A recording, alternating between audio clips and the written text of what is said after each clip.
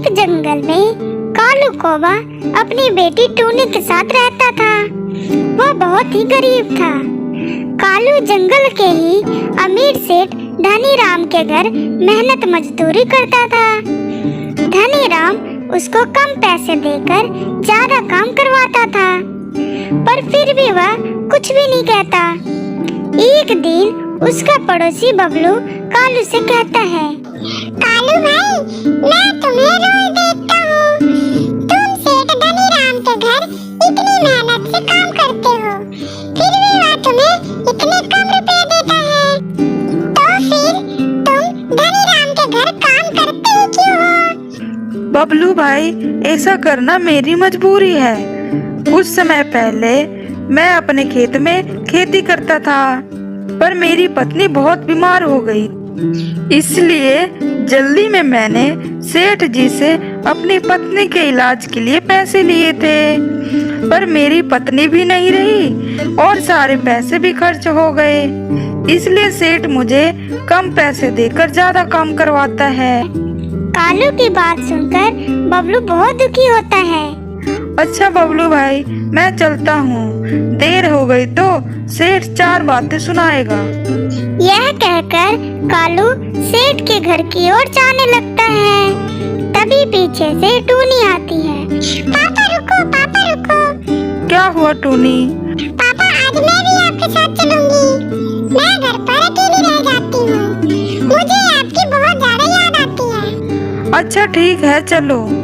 टूनी कालू के साथ सेठ के घर जाती है। कालू जो भी काम करता टूनी देखती रहती।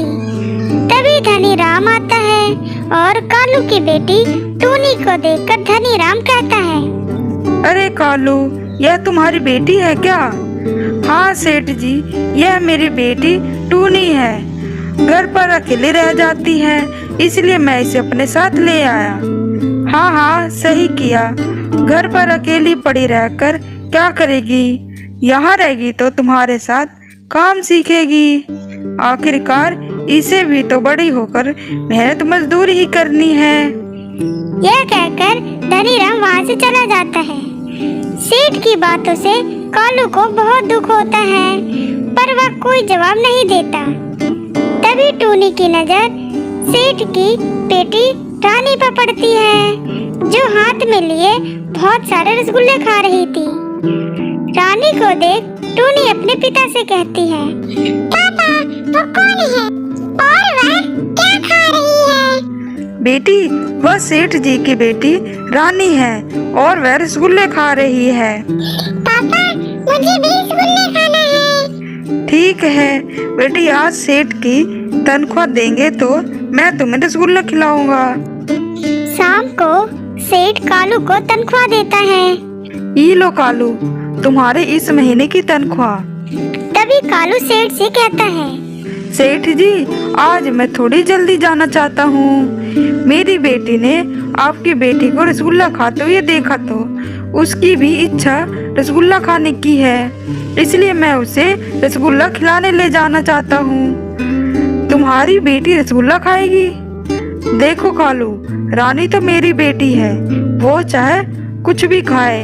आखिरकार मेरे पास पैसों की कोई कमी थोड़ी ना है। लेकिन तुम अपनी बेटी की हर इच्छा पूरी करोगे तो उसकी आदत बिगड़ जाएगी। इसलिए मेरी मानो तो उसे अपने साथ काम सिखाओ। आखिरकार बड़े होकर उसे करना तो मेहनत मजदूरी ही है। अच्छा ठीक है, आज तुम जल्दी जा सकते हो। कालू अपनी बेटी को एक मिठाई की दुकान पर ले जाता है और उसे रसगुल्ले खिलाता है। रसगुल्ले खाकर टूनी बहुत खुश होती है। वाह पापा, रसगुल्ले तो बहुत ही स्वादिष्ट होते हैं। रसगुल्ले खाकर तो मजा ही आ गया। रसगुल्ले खाने के बाद कालू टूनी के साथ अपने खेतों की तरफ जाता है और अपने खेतों को सूखा पड़ा देख बहुत दुखी होता है। पापा, ये किसका खेत है और यह इतना सूखा पड़ा है? बेटी, ये हमारा ही खेत है। खेती ना करने की वजह से यह सूखता जा रहा है। यदि कुछ दिन और हमने खेती नहीं की तो हमारा खेत बंजर हो जाएगा। पापा, खेती कैसे करते हैं? बेटी टूनी, हम खेतों में जो भी फसल उगाना चाहते हैं, जैसे गेहूं, धान, सरसों या सब्जी, तो उनके बीजों को खेतों में बो देते हैं और इनमें पानी और खाद देकर इसकी देखभाल भी करते हैं और हमारी फसल तैयार हो जाती है। अरे वाह पापा, ये तो बहुत ही आसान है। क्या हम रसगुल्लों की भी खेती कर सकते हैं? नहीं बेटी, रसगुल्ले तो मिठाई की दुकान पर ही मिलते हैं, वो खेतों में नहीं उगते।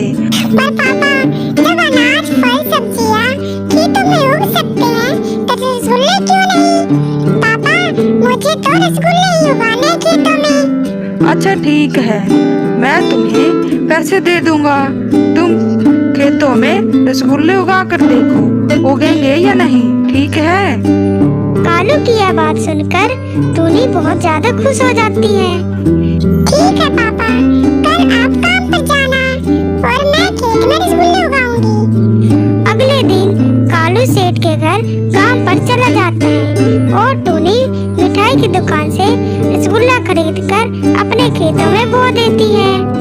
फिर खाद और पानी डालने के बाद सोचती है, पापा ने तो कहा था खेत की देखभाल भी करनी पड़ती है, मैं यहीं बैठकर खेत की देखभाल करती हूँ। टूनी वहीं एक पेड़ के नीचे बैठ जाती है। काफी देर बाद टूनी सोचती है, पेड़ तो उग ही नहीं रहे, इतनी देर हो गई है। अब तो टूनी उदास हो जाती है। तभी वहाँ से एक चिड़िया गुजरती है और वह टूनी को पेड़ के नीचे उदास बैठा देखकर उसके पास जाती है। क्या हुआ बेटी, इतनी उदास क्यों बैठी हो? टूनी उस चिड़िया को सारी बात बता देती है। बेटी, पहली बात तो कोई फसल एक दिन में नहीं उगती, उसमें समय लगता है और फिर रसगुल्ले खेत में नहीं उगते बेटी। तो क्या मेरा सपना पूरा नहीं होगा? मेरे पापा हमेशा मजदूरी ही करेंगे।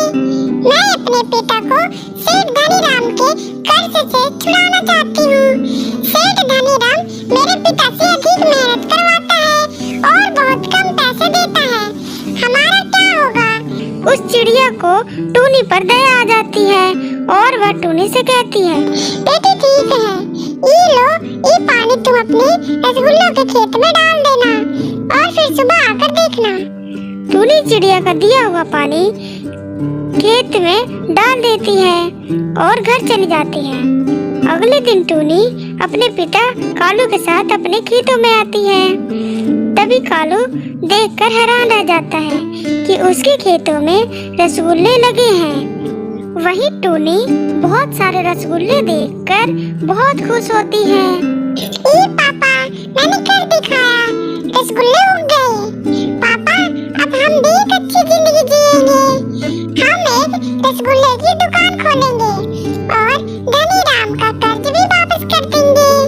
फिर आपको इतनी मेहनत नहीं करनी पड़ेगी। हाँ बेटी, तुम सही कह रही हो, मैं बहुत खुश हूँ, तुमने कर दिखाया। बेटी, अब हम भी एक अच्छी जिंदगी जी सकेंगे।